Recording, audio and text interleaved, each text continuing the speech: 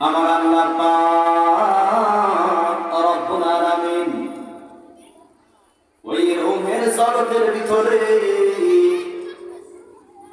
অসংখ্য রূহ থেকে যাচাই বাছাই করে আমাকে আপনাকে দুনিয়ার জমিনে মানুষ রূপে জন্ম দিয়েছে। শুধু মানুষ রূপে জন্ম দেয় নাই, আমার আল্লাহ পাক রব্বুল আলামিন এত এত রূহ থেকে মুসলমান হিসেবে দুনিয়ার জমিনে পাঠিয়েছে।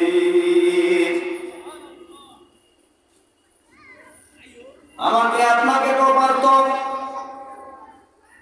ইহুদি বানাতে, মুশরিক বানাতে,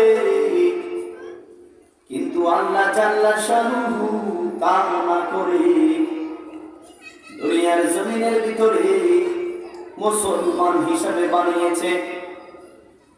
আমার আল্লাহ জাল্লা শানুহু জানে রে, দুনিয়ার মানুষেরা ভালো মন্দ যাচাই বাছাই করে দুনিয়ার ভিতরে চলে।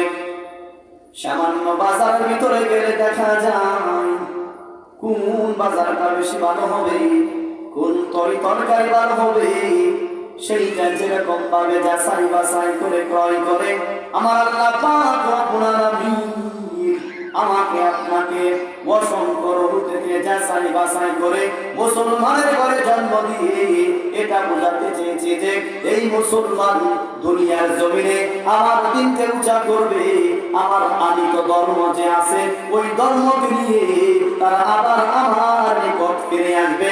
আমি আল্লাহ পাক রব্বুল আলামিন বলে দিয়েছি সুম্মা ইলাইনা তুরজাউন, অবশ্যই আবার আল্লাহ পাকের নিকট ফিরে যেতে হবে। এক শ্রেণীর মানুষেরা প্রশ্ন করে দুনিয়ার জমিনে মনে হয় আমাকে আপনাকে অহেতুক সৃষ্টি করেছে। আমার আল্লাহ পাক রব্বুল আলামিন সেই খবরে মুআক্কাদাম আগেই উল্লেখ করে দিয়েছেন। আমার আল্লাহ পাক রব্বুল আলামিন বলেন আফাহাসিবতুম আন্নামা খালাকনাকুম আবাসা,